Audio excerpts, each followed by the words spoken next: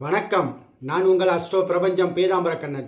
இன்று என்ன தகவல் பார்க்க போகிறோம்னா, சனி சாரத்தில் மாந்தி 7ஆம் அதிபதியோட தொடர்பு. மாந்தி இது எந்த மாதிரி வினையை உண்டு பண்ணும் அப்படின்றது தான் இந்த முழுமையான வீடியோவினுடைய விளக்கம். திருமணத்தில் தடை, திருமணமே இல்லாமல் செய்வது, இல்லைனா திருமணத்தில் பிரச்சனையை கொடுப்பது.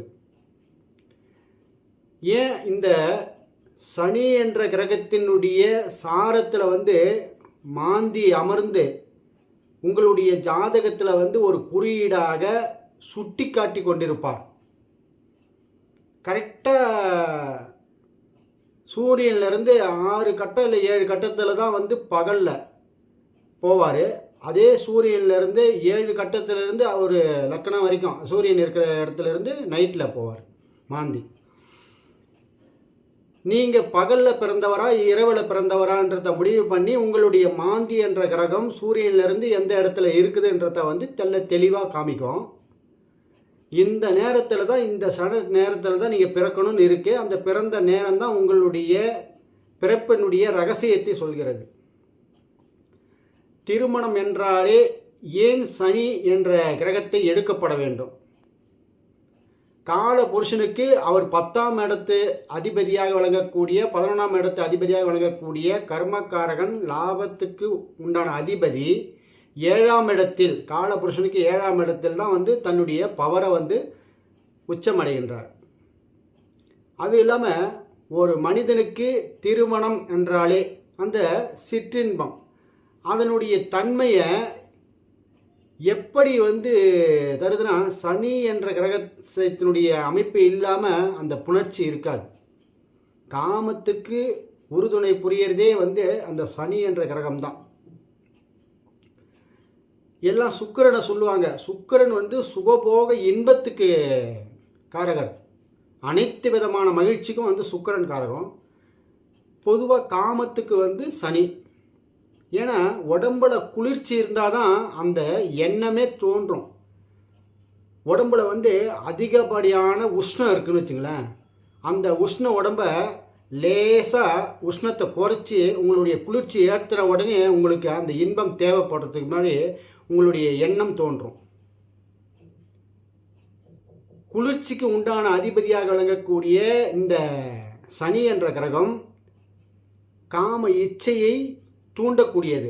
அதுக்கு தான் அந்த 7ஆம் இடத்துல உச்சமடைகின்றார். அந்த 7ஆம் இடத்து அதிபதியாக அவர் மாந்தியினுடைய தொடர்பு பெற்றுவிட்டால் திருமணத்தில் தடை, திருமணத்தில் தாமதம், 40-45 வயதுக்கு கடந்த பிறகும் அவர் அந்த வாய்ப்பை கொடுக்க மாட்டாரு. அப்படியே அந்த வாய்ப்பை கொடுக்கக்கூடிய தன்மை இருந்தாலும் அந்த ஜாதகர் பயம், அந்த விஷயத்தில் பயமாக இருக்கும். இல்லற வாழ்க்கை, அந்தரங்க வாழ்க்கையில் பயம் கலந்த ஒரு மனிதராக காணப்படுவார். அந்த மாந்தி ஏறி நின்று விட்டால் லக்கணத்திலிருந்து 7ஆம் இடம், ராசியிலிருந்து 7ஆம் இடம், உங்களுடைய கால புருஷனிலிருந்து 7ஆம் இடம், சனியினுடைய சாரத்தில் மாந்தி இது மாதிரி இருந்ததுன்னு வச்சுங்களேன். ஏதாவது இத்தனை அமைப்பு சொன்னோம்ல, அதில் ஒரு 2 விட்டு வச்சுட்டாருன்னா திருமணத்தை பண்ணி வச்சிரும். அதுக்கு தசாபுத்தியை பார்க்கணும். திருமணத்தை பண்ணி வச்சிரும்.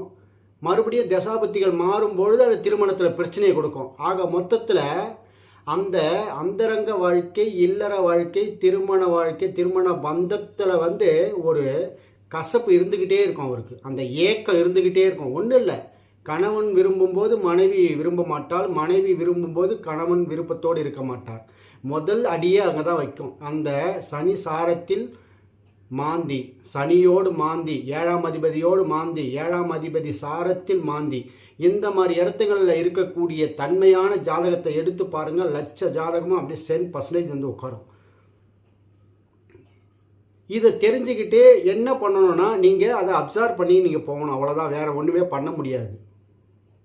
அதுக்கு முன்னாடி அந்த விஷயத்தில் நான் சூரப்புலி அப்படின்றத நம்ம பயணம் பண்ணின்னு போனாலும் இந்த மாதிரி விஷயத்தை கேட்டு தெரிந்து அறிந்து கொண்ட பிறகு தன்னடக்கம், ஐம்புலன் அடக்கம் கொண்டு அந்த பிரபஞ்சத்தில் வாழ்க்கையை நகர்த்தணும். இந்த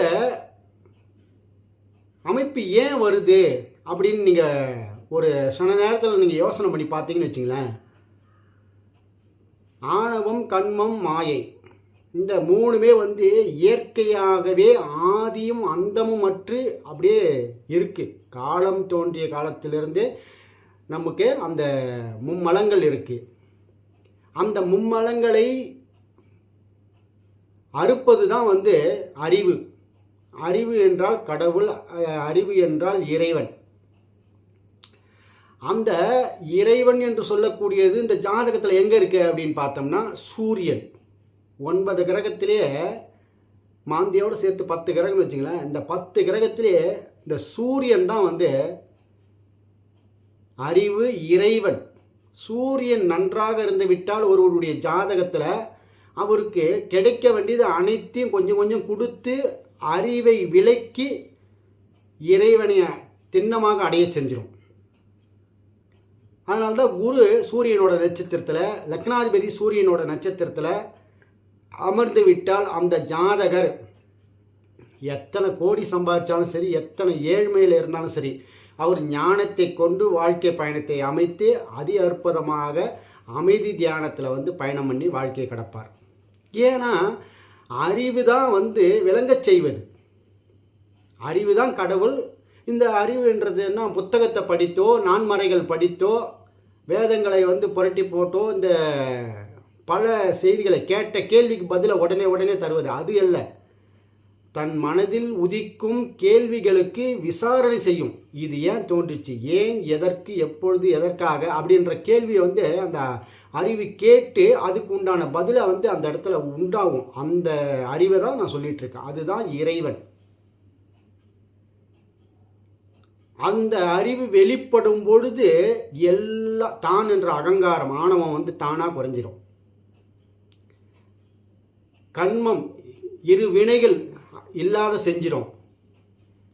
மாயையை வந்து ஓதி உணர்ந்து அது இதெல்லாம் வந்து சிம்பிள், இதெல்லாம் நிலையானது கிடையாது அப்படின்ற அந்த மாய வாழ்க்கை பிரபஞ்சம், அந்த பிரபஞ்ச மாயை தானே, அதை வந்து இந்த அறிவு வச்சு அப்படியே ஆட்டோமேட்டிக்காக அதை அர்த்தம். அப்போ முதல்ல அறிவு தென்பட்டு விட்டால் ஆணவம் என்ற ஒரு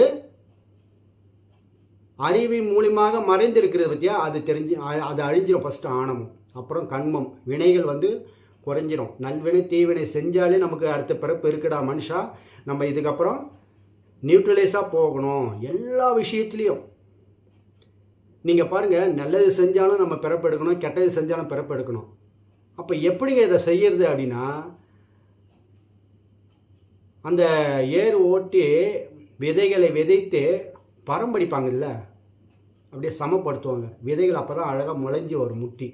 மண்ணை விதை வந்து முட்டிக்கின்னு இருந்தால் தான், தடுத்து இருந்தால் தான் அது என்ன பண்ணுவோம், ஈரம் உணர்ந்து அது முட்டிக்கிட்டு வருது. அதுபோல் சமச்சீராக இருக்கும்போது அறிவு வந்து சமமாக இருக்கும்போது உங்களுக்கு என்ன ஆகும், ஆட்டோமேட்டிக்காக வினைகள் இல்லாமல் இருக்கும். வினைகள் இல்லாத இந்த மாயை என்ற அந்த பிம்பம் வந்து உங்களுக்கு தெரிஞ்சிடும், உலகம் வந்து எப்படி இயங்கிட்டு இருக்குது. இந்த திருமணத்தில் இந்த இடத்துல ஏன் இந்த விஷயத்தை சொல்கிறேன்னா, அந்த சூரியனுடைய நட்சத்திரங்களில் கார்த்திகை நட்சத்திரம், உத்திர நட்சத்திரம், உத்திராட நட்சத்திரம், லக்னாதிபதியோ குருவோ ஏறி நின்றால், இப்போ வந்து எனக்கு 7ஆம் அதிபதி சனி சாரத்தில் இருக்கிறாரு, மாந்தி, இந்த மாதிரி நிறைய இடத்துங்களில் 7ஆம் அதிபதி, லக்னத்துக்கு 7ஆம் அதிபதி, காலபுருஷனுக்கு 7ஆம் அதிபதி, சனி ஏறின சாரத்தில் வந்து மாந்தி, இல்லை சனியோடு மாந்தி, ஏதோ ஒரு அமைப்பில் இருந்துட்டார். அந்த ஜாதகர் திருமணம் பண்ணியிருப்பார், சில காலங்கள் நன்றாக வாழ்ந்திருப்பார். அப்புறம் அவருக்கு பிரிவினை, திருமணத்தில் பிரச்சனை, ஏதோ ஒரு பிரச்சனை இருக்குது. அப்போ என்னென்னா, அவருக்கு லக்னாதிபதியோ குருவோ சூரியனுடைய சாரத்தில் நின்று கொண்டிருப்பார். நீங்கள் பாருங்கள், அறிவை கொண்டு அவர் வந்து வாழ்க்கை பயணத்தை அமைத்து கொண்டு போவார். இங்கே அதுதான் முக்கியம். இதுக்கு விதி விலக்கு.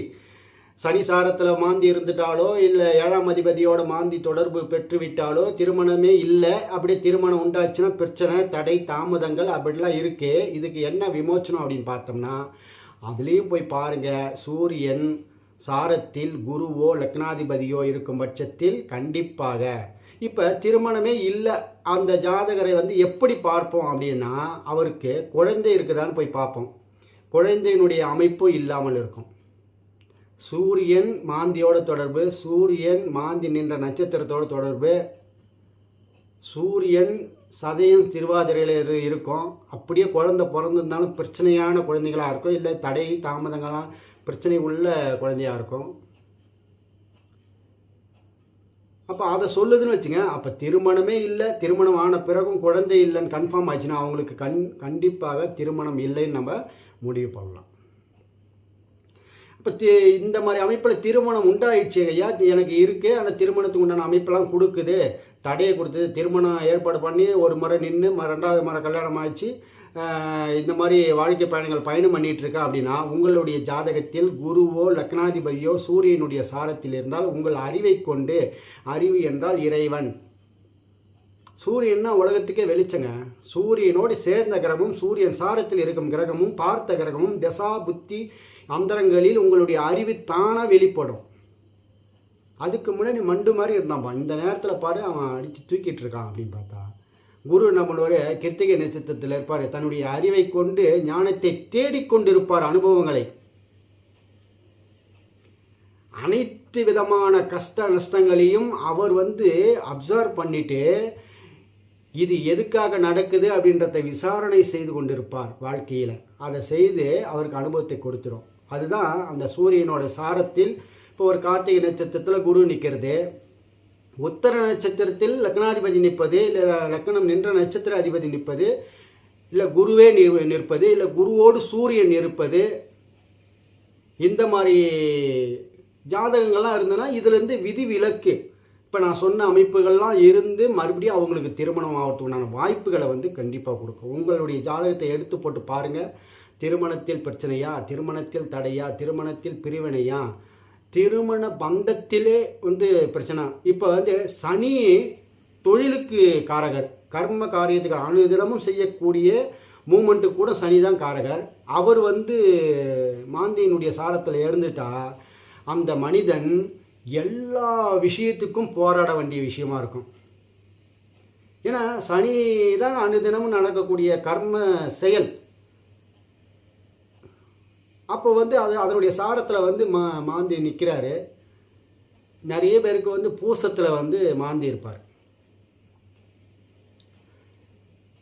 இப்போ பூச நட்சத்திரம், உத்திரட்டாதி நட்சத்திரம், அடுத்தது அனுஷ நட்சத்திரத்தில் ஏதோ ஒரு நட்சத்திரத்தில் மாந்தி நின்று விட்டார். அவர் தொழிலில் ஒரு தொழில் இல்லை 10 தொழில் பார்ப்பார். அப்படியே 10 தொழில் பார்த்து ஏதோ ஒரு தொழில் அவர் கை கொடுக்குது அப்படின்னா அந்த தொழிலும் ஒருத்தவங்க ஒரு 10,000 ரூபாயை ஒரு சுலபமாக போகிறாருன்னா அவர் அதே இந்த சனி சாரத்தில் இருக்கக்கூடிய மாந்தி நிற்கக்கூடிய ஜாதகர் 10,000 ரூபாயை பல உடல் உழைப்பு பல ஏதோ போட்டு அந்த விஷயத்தை எடுக்கிற மாதிரி இருக்கும். அப்படியே எடுத்தாலும் அதை எடுத்து போய் சேமிப்பில் வைக்கிறதுக்கு ரொம்ப ரொம்ப கஷ்டப்படணும். அதுக்கு மேஷத்துலேருந்து 8ஆம் அதிபதி, சந்திரன்லேருந்து 8ஆம் அதிபதி, லக்கணத்துலேருந்து 8ஆம் அதிபதி சேமிப்பு ஏதாவது அட்டகாசமாக இருந்ததுன்னா அதில் தான் அவருக்கு சேமிப்பு இருக்கும். அப்படியே அவருக்கு சேமிப்பு இருந்தாலும் அந்த சேமிப்பை அவரால் யூஸ் பண்ண முடியாத அளவுக்கு இருக்கும். இதுதான் அந்த சனி சாரத்தில் மாந்தி. ஏன்னா தொழிலுக்கு அவர் தானே காரகர். நீங்கள் எத்தனை ஜாதகம்லாம் எடுத்து போட்டு பாருங்கள். அந்த சனி சாரத்தில் எனக்கு இருக்குங்கய்யா, நான் ஒரு பெரிய தொழிலதிபராக இருக்கேன், பெரிய முதலாளியாக இருக்கேன், பெரிய மிராசுதாரராக இருக்கேன், நிலச்சுவாராக இருக்கேன், அதாவது நிலத்துக்கு அதிபதிகளாக இருக்கேன், பல ஏக்கருக்கு அதிபதியாக இருக்கேன் அப்படின்னா அந்த சேமிப்புன்றது உங்கள் பேரில் இருக்கும். ஆனால் நீங்கள் அதில் அனுபவிக்க முடியாது. அனுதினமும் ஏதோ ஒரு கஷ்டத்தை கொடுத்துரும் அது. சரி, இதை ஏன் கொடுக்கணும், இதை ஏன் இதெல்லாம் சரி எனக்கு எல்லாம் இருக்குது, நிலம் இருக்குது, வீடு இருக்குது, வண்டி இருக்குது, வாகனம் இருக்குது, பொருளாதாரம் இருக்குது, ஏன் என்னுடைய மனம் கஷ்டப்படுது? அந்த சனி சாரத்தில் மாந்தி இருந்ததுன்னா தேவையில்லாத விஷயங்களை, கற்பனைகளை, அதாவது மாயை கற்பனை உருவாக்கி கஷ்டப்பட்டுட்டு இருக்கோம். அதுவே அந்த லக்னாதிபதியோ குருவோ சூரியனோடு சம்மந்தப்பட்டு விட்டால் அப்பப்போ அறிவு அதை விலக்கிவிடும். இதுக்கு சொல்யூஷன் சொல்கிறேன். அந்த மாதிரி ஒரு ஜாதகம் இருந்துச்சுங்கய்யா, என்ன பண்ணுறது? சனி சாரத்தில் மாந்தி அமர்ந்து விட்டார், அதுக்கு விமோச்சனமே இல்லையா அப்படின்னா உங்களுடைய ஜாதகத்தை எடுத்து பாருங்கள். தசாநாதனோ புத்திநாதனோ சூரியனோ சூரியன் சாரத்திலேயோ சூரியனுடைய நட்சத்திரத்திலேயோ உங்களுடைய காலங்கள் நகர்ந்து கொண்டிருந்தாலும் அந்த காலங்கள் பிட்வீன் இடைப்பட்ட காலங்கள் வந்து அதி அற்புதமாக அறிவை கொண்டு போவீர்கள். இல்லை என்றால் லக்னாதிபதியோ சூரியனோ உங்களுக்கு வந்து குருவோட தொடர்பு, லக்னாதிபதியோட சூரியன் தொடர்பு சூரியனுடைய சாரத்தில் இருந்தால் கண்டிப்பாக உங்களுடைய அறிவை கொண்டு நீங்கள் அந்த மாந்தியால் கொடுக்கக்கூடிய போராட்டம் சிக்கல் எவ்வளோனாலும் நீங்கள் கொடு, எனக்கு அந்த திறமை இருக்குது அப்படின்றத வந்து அந்த ஜாதகர் வந்து கடந்து கொண்டிருப்பார். நிறைய ஜாதகம், ஒரு ஜாதகம் 2 ஜாதகம் இல்லைங்க, எத்தனை நூற்றுக்கணக்கான ஜாதகங்களையும் எடுத்து ஆய்வு பண்ணும்போது அந்த சனி சாரத்தில் மாந்தி, 7ஆம் அதிபதியோட மாந்தி. ஏன்னா அந்த 7ஆம் இடத்துல வந்து சனி உச்சம் பெறுகிறார்ன்றதுனால சனிக்கு வந்து திருமணத்துக்கு அவ்வளோ பெரிய முக்கிய காரணமாக இருந்தான். நாடி ஜோதிடத்தில் வந்து சுக்கிரன் செவ்வாய் சனி இந்த தொடர்பு வந்து குரு பெறும்பொழுது திருமணமாகும் சொல்லுவோம் நாங்கள். அப்போ அந்த சனி வந்து கொடுப்பனை, ஒரு மனிதனுடைய கொடுப்பனையை எடுத்து சொல்கிறது தான். அதனால தான் அந்த சனி சாரத்தில் வந்து மாந்தி இருக்கக்கூடாதுன்றது. நாம் எந்த ஜென்மத்தில் என்ன பண்ணமோ சனி சாரத்தில் வந்து மாந்தி அமர்ந்து கொண்டிருக்கிறார். எந்த 27 நட்சத்திரத்தில் எது அமர்ந்தாலும் அதனுடைய தொடர்பு மூலிமா இல்லைன்னா லக்கணங்கள் தொடர்பு மூலிமா ஏதாவது ஒன்றத்தை வச்சு செய்யும் அந்த ஜாதகரை.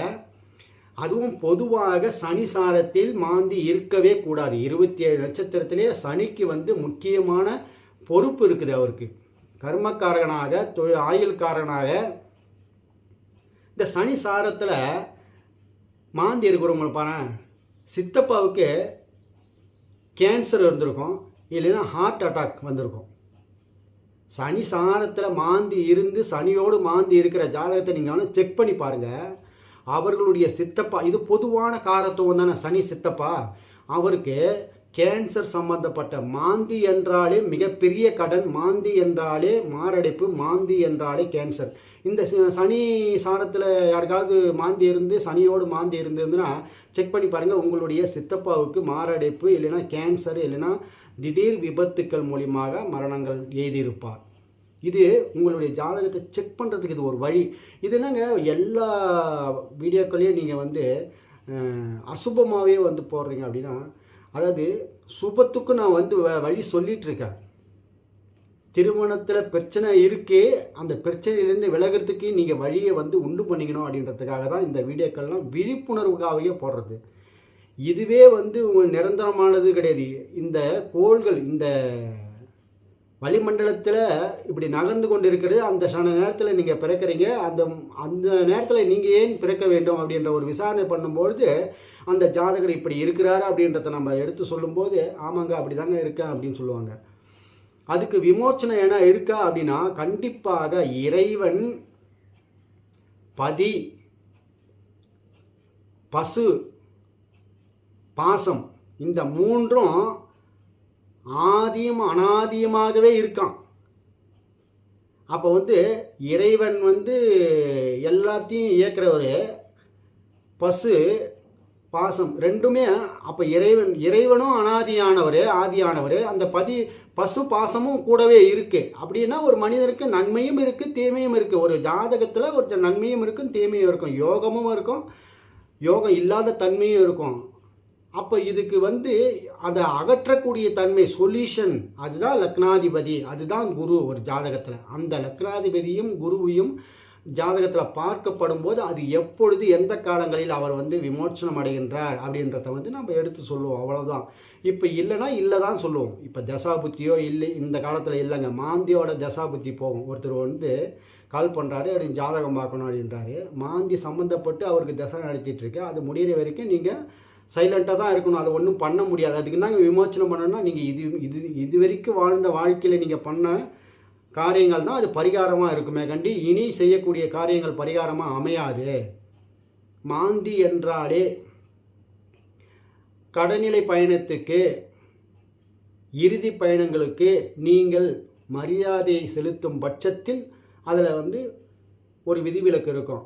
அப்படி நீங்கள் செலுத்துவீங்களா செய்ய மாட்டீங்களான்றத வந்து உங்களுடைய ஜாதகத்தில் அந்த லக்னாதிபதியும் குருவும் உங்களை சுட்டி காட்டுவார். அதில் அவர் யாரோட தொடர்பு கொண்டிருக்கிறார் அப்படின்றத வந்து இயற்கையாகவே இப்போ ஒரு ஜாதகத்தை எடுத்த உடனே அவர் வந்து இறைவனுடைய அருளை பெற்றவரா அப்படின்றதுனா லக்னாதிபதி சூரியனுடைய நட்சத்திரத்திலேயோ சூரியனுடைய சாரத்திலேயோ இருந்து விட்டால் அவர் இறைவனுடைய அருளை நேரடியாக தொடர்பில் இருக்கிறார்னு அர்த்தம். எப்படி சிம் கார்டு வந்து வேலிடிட்டி அது ரீசார்ஜ் பண்ணிக்கிட்டே இருந்தால் வேலிடிட்டியில் இருக்கோ அந்த மாதிரி அவர் சூரியனோடு தொடர்பு, சூரியன் நட்சத்திரத்தில் குரு லக்னாதிபதி தொடர்பு இருந்தால் இறைவனுக்கு நேரடி கனெக்ஷன் அவருக்கு. அதுவே இறைவனுக்கு இவருக்கும் தொடர்பு இல்லை, இவருடைய முயற்சியில் தான் அப்படி போகிறாருன்னா இவருக்கு அந்த சூரியனுடைய நட்சத்திரத்திலேயோ இல்லை சூரியனுடைய கிரகத்துடைய தொடர்பு எப்பொழுது தசாபுத்தி வருதோ அப்போது அந்த இறைவனுடைய தொடர்பு அவருக்கு கிடைக்கும். இது நல்லா நீங்கள் நோட் பண்ணிங்க.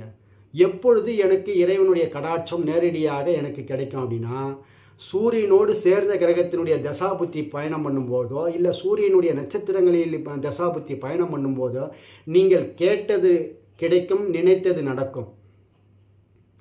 இதுக்கு வந்து பரிகாரம் எதுவும் செய்ய தேவையில்லைங்க. இது ஆட்டோமேட்டிக்கே நீங்கள் அதை செய்யணும். அதை வந்து நன்முயற்சியால், உங்களுடைய சுயமுயற்சியால், உங்களுடைய தன் முயற்சியால் நீங்கள் அதை அடைவீர்கள் அப்படின்றத வந்து திண்ணமாக சொல்லலாம். அப்போ வந்து அறிவு என்றால் இறைவன், இறைவனுடைய கடாட்சம் 9 கிரகத்திலே சூரியனுக்கு பவர் உண்டு. சூரியன்கிட்ட இருந்து தான் எல்லா கதிர்களும் தன்னை கிரகித்து கொண்டு பவரை கொடுக்குறதுன்னு சொல்லிட்டு எல்லாமே வந்து நம்மளுடைய முன்னோர்கள் வந்து சொல்லிட்டு போயிருக்காங்க. அதனால தான் மேஷத்தில் சூரியன் உச்சம் அடைகிறார். தலைகரகமாக விளங்கக்கூடிய லக்ன அதாவது காலபுருஷனுக்கு தலைகரகமாக விளங்கக்கூடிய மேஷத்தில் வந்து சூரியன் உச்சம் அடைகிறார். மீது யாரும் உச்சம் அடையலை. அதுதான் அந்த இயற்கையினுடைய அமைப்பே அப்படி தான். நான் தான் அடிக்கடி சொல்லுவேன், அருட்பெருஞ்சோதி அருட்பெருஞ்சோதி தனிப்பெருங்கருணை அருட்பெருஞ்சோதி. அது எதுக்காக சொல்கிறேன்னா, 6 வகுத்த அருட்பெருஞ்சோதி. எப்படி ஒரு தசாக்குள்ள ஒரு புத்தி இருக்குது, புத்திக்குள்ளே அந்தரம் இருக்குது, அந்தரத்துக்குள்ளே சூட்சமம் இருக்குது, சூட்சமத்துக்குள்ளே அதிசூட்சமம் இருக்குது. அந்த மாதிரி எப்படி வகுத்தாங்களோ அதே போல் இறைவன் காற்றுக்குள் நீரும், நீருக்குள் நிலமும், நிலத்துக்குள்ளே வந்து நெருப்பும், அந்த மாதிரி அதுக்குள்ளே 6 வகுத்து அருட்பெருஞ்சோதியாக விளங்கக்கூடிய அந்த இறைவன் வெளிச்சம், அறிவு, அந்த அறிவு என்று சொல்லக்கூடிய உங்களுடைய ஜாதகத்தில் லக்னாதிபதியோ குருவோ சூரியனோடு தொடர்பு, சூரிய நட்சத்திரத்தில் தொடர்பு இல்லைன்னா உங்களுக்கு அந்த ஏதோ ஒரு இடத்துல இருக்கார் சூரியன் ஏதோ ஒன்று 27 நட்சத்திரத்தில் ஏதோ ஒரு இடத்துல இருக்கார். அந்த நட்சத்திரத்தினுடைய தசாபுத்தி உள்ள வரும்போது உங்களுக்கு அறிவு வெளிப்பட்டு உங்களுக்கு வந்து நேரடியாக இறைவனுடைய தரிசனம் கிடைக்கும். அப்பொழுது கேட்டது கிடைக்கும். திருமணத்தில் தடை, திருமண பந்தத்தில் தடை, திருமணத்தில் பிரச்சனை உள்ள ஜாதகங்கள் எல்லாமே சனிசாரத்தில் மாந்தி இல்லை 7ஆம் அதிபதியோடு மாந்தி தொடர்பு வரும்பொழுது இந்த பிரச்சனைகள்லாம் சந்திக்கிறாங்க. நீங்கள் வந்து உங்களுடைய ஜாதகத்தை செக் பண்ணி பாருங்கள். இந்த வீடியோவில் சொல்லிக்கிறது உங்களுக்கு புரியும்னு நினைக்கிறேன். இந்த வீடியோ பயனுள்ளதாக இருக்கும் பட்சத்தில் மற்றவங்களுக்கு ஷேர் பண்ணுங்கள், லைக் பண்ணுங்கள், அனுப்பிவிடுங்க எல்லாருக்கும். நமது நேயர்கள் ஆற்றில் ஓடும் நீரோடை போல பிரபஞ்சத்திற்கு நற்காரியங்கள் செய்து நற்பலன்களை பெற்று இறைவனுடைய ஆசையை பெற்று வாடுங்கள். மீண்டும் ஒரு ஜாதக நிகழ்வை சந்திக்கலாம். நன்றி, வணக்கம்.